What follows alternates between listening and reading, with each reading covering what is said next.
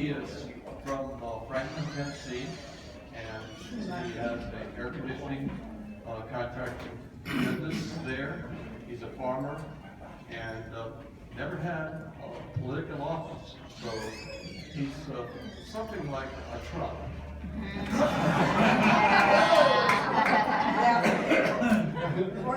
Without the hair. Quite the money that Trump has got, I'm sure. But he's very conservative Christian, and I think you'll enjoy hearing from him. And then after he gets a chance to talk a little bit about himself, more than what I'm saying, then we'll open it up to questions. And I'll have the microphone. Let me give you the microphone so everybody can hear your questions. Thank you. Thank you all very much for having me here. This is a great group, full of life. And I can tell that from the minute I came in here. So I'm really grateful that you invited me to come. So based on what we just heard, this isn't exactly how I would normally start off my talk, but based on what we just heard about the Constitution and faith, I'll start off by saying that I'm understandably a follower of Jesus Christ, who is, and my relationship with Him outstrips everything else in my life, including this run for governor, including my business, including my everything. And that will always be true. And you should know that about me probably before you know anything else, because it is the thing that is most fundamentally important to me. It's the foundation of my life. This is my wife, Maria, who's also a real foundational thing in my life. She's the best asset that I have on this in life, but also on this journey that we've embarked upon. And y'all saw that RV out there. I'll tell about that in a few minutes, but it looks like a really big, nice big RV, and it is. It's 13 years old, but it's we wrapped it up nice. It spent almost as much on the wrap as we did on the RV. But if you've been in it for 50 days in a row, it feels pretty small sometimes. She's been quite a trooper going along with us on this. So I'll tell you a little bit about me and why I'm running for governor, and then allow you to learn more about me and ask some questions. I was raised in western Williamson County. My family came here actually, when you talk about 1796, when the state constitution, that's when my seventh great grandfather landed on the Cumberland River in 1796. And my family's been in Middle Tennessee ever since.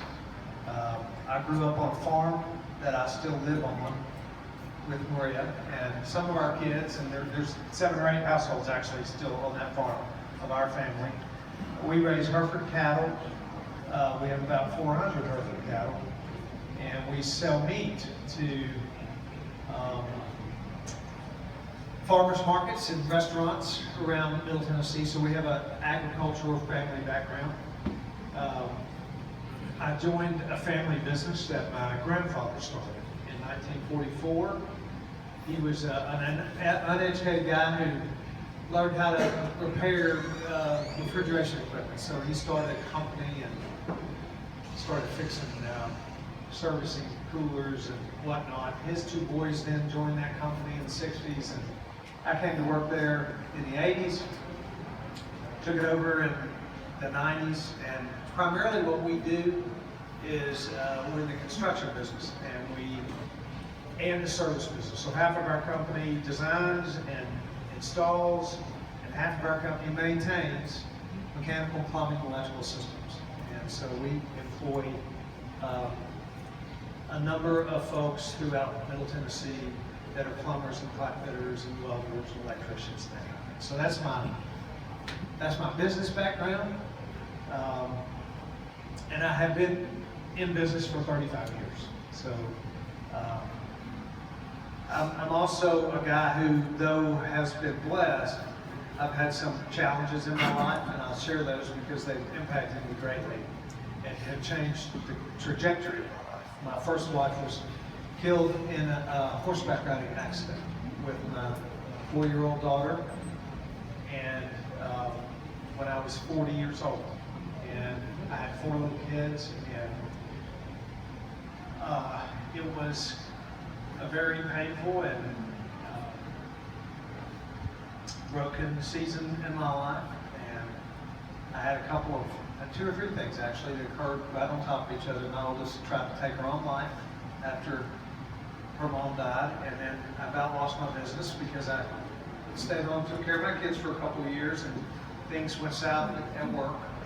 And I just went through a really difficult, challenging 3 years of my life. And I share that. We could go around the room, there'd probably be equal stories of pain and struggle, because we all do, because life is, I like to say it as a, we're on a train journey to a really good ending, but it's got 2 rails, one bitter and one sweet, and that's what we ride on until we get there.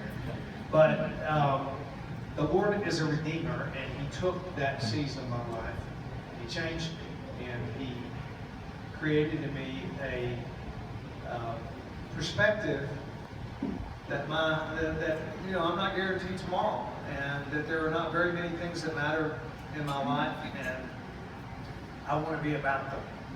And that changed the way I looked at everything in my life. It changed the way I looked at my business. I began to,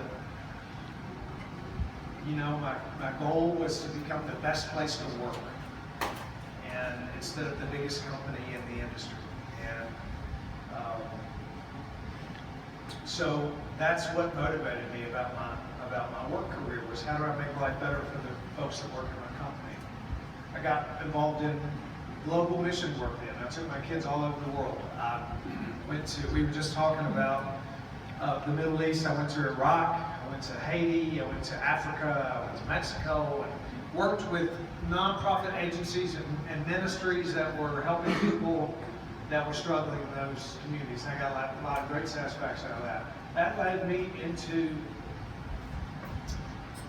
nonprofit work. I got involved in nonprofit work, all the while running my company. But and I had a couple of really poignant experiences in nonprofit work that really impacted me and caused me to start thinking about public service. And even though I've never been involved in public service and never been involved in politics or government, but I chaired the YMCA in Middle Tennessee, and I'm mad, and that's the 3rd largest Y in the country. It's a big Y. And while I was in that leadership role, I was involved in their inner city ministry.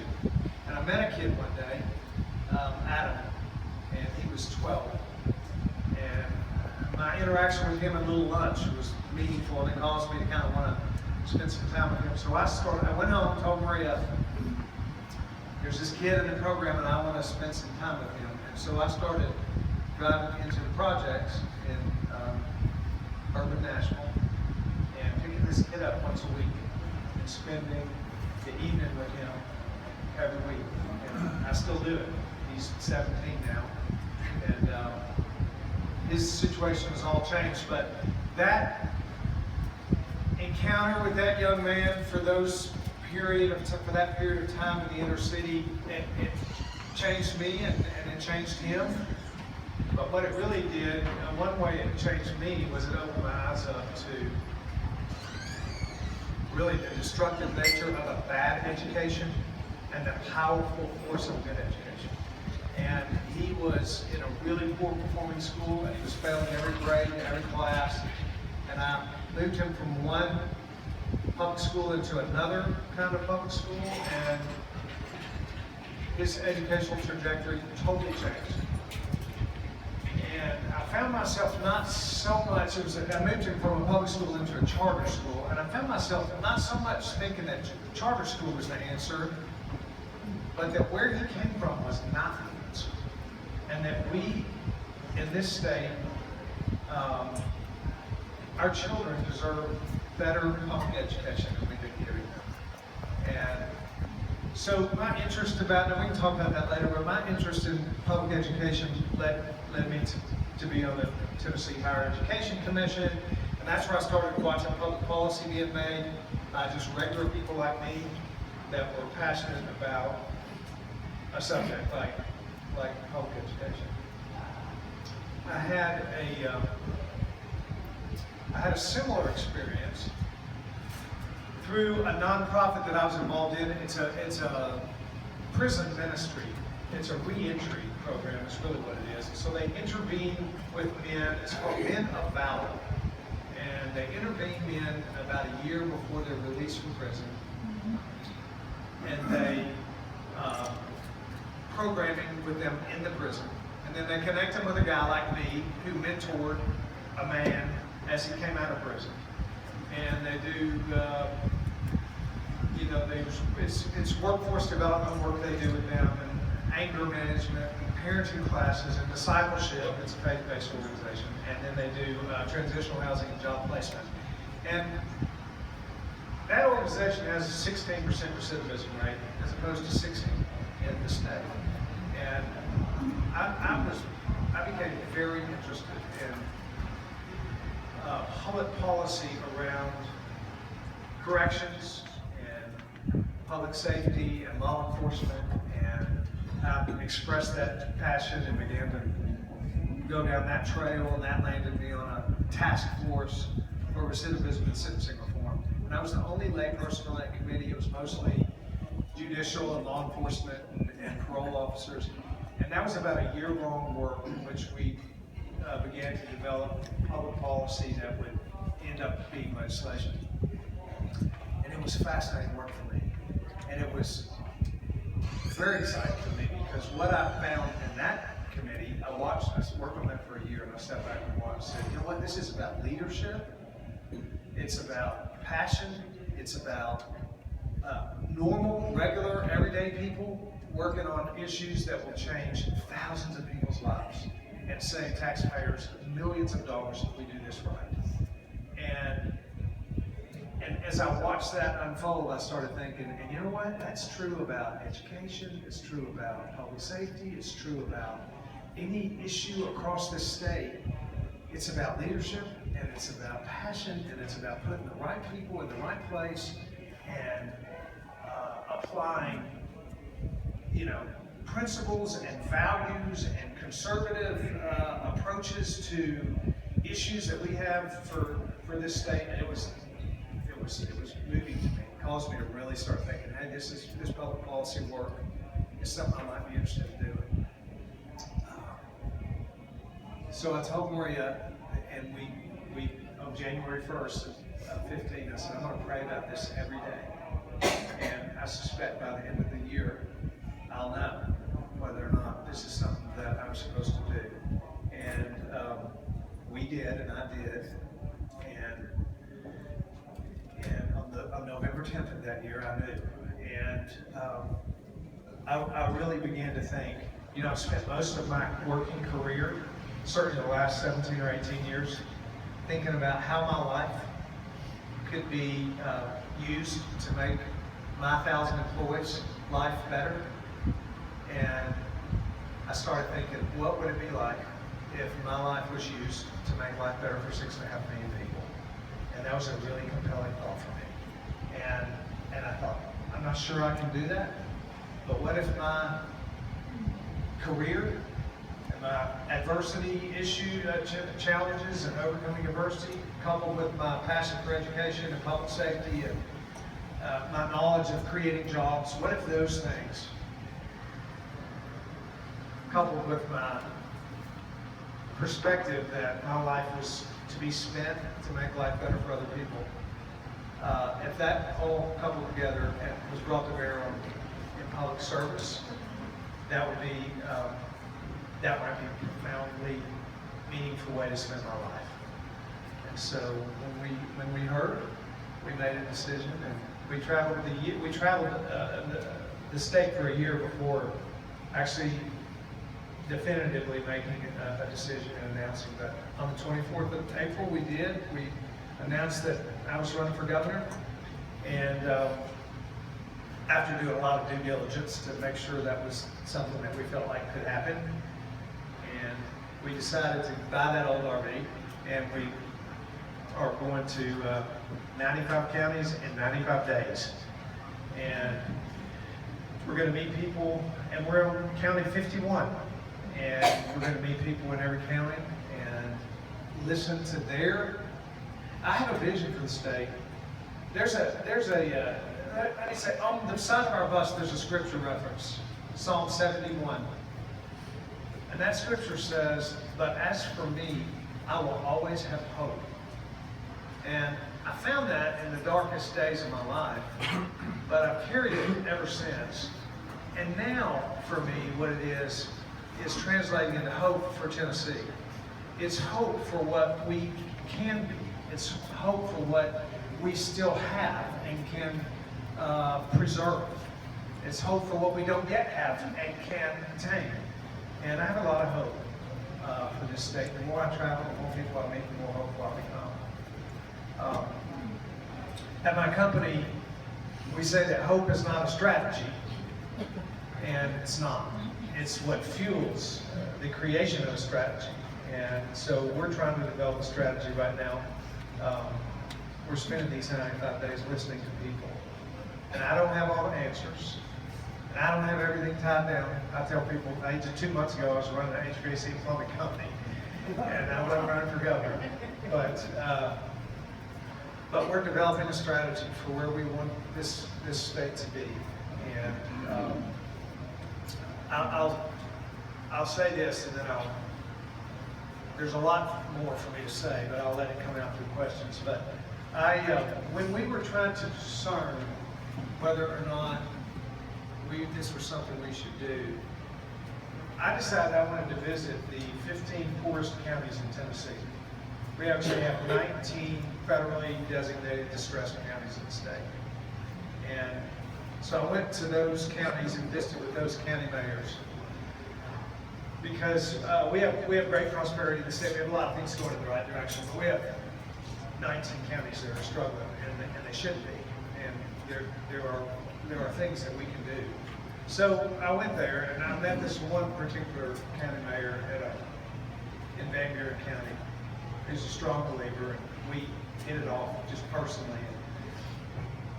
And I told him then, I said, if I ever run for governor, I'm going to come back to Van Buren County. And so we decided to run. And on day one of our RV tour, our first stop was Van Buren. And we went to it's one of the smallest counties, poorest counties.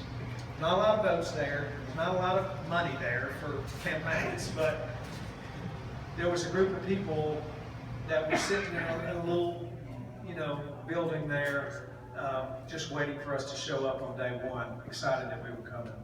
And I walked into that room, and I told Maria later, I said, I went to Van Buren County because I want to be reminded of why I'm running for governor.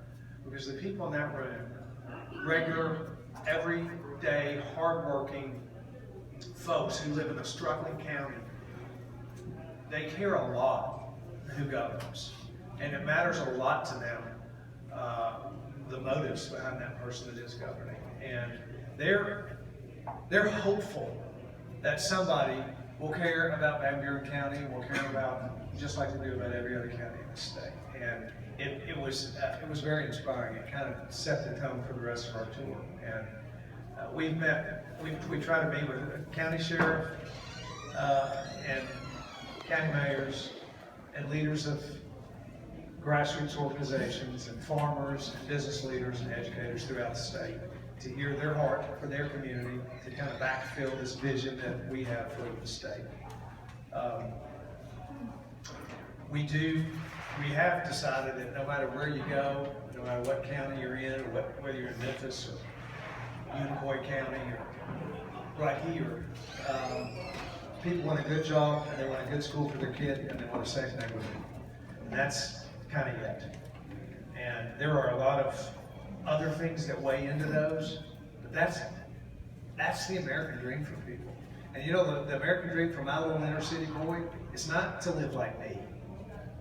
It's to live his version of that. But that includes a good job and a good school for his kid and a safe neighborhood. And my ex-offender that I'm still hanging out with every week, his version is different than mine too. But that good school, good job, good safe neighborhood is what a governor ought to be thinking about. And it's what he ought to provide access for to every single person that lives in the state. And that would be when people talk about, hey, what's your platform, what's your interest, and that's it. And that's what I'm going to be focused on. So there are a lot more issues and a lot more questions than that, but that's my focus, and that's my heart, and that's why we're doing it. And we're committed because we're being obedient to something, and meanwhile we're having a great time doing it. And it's not all going to be fun, and it's not all going to be whatever, but when you're doing what you're supposed to be doing, then it's kind of like when you like what you do for work, then you can get up and do it every day. And I like what I'm doing for work right now. And part of it is doing what we're doing here right now, which is being able to share our heart and then listen to yours. So thank you very much for having me. Thanks for your gracious attentiveness, and I'd be happy to answer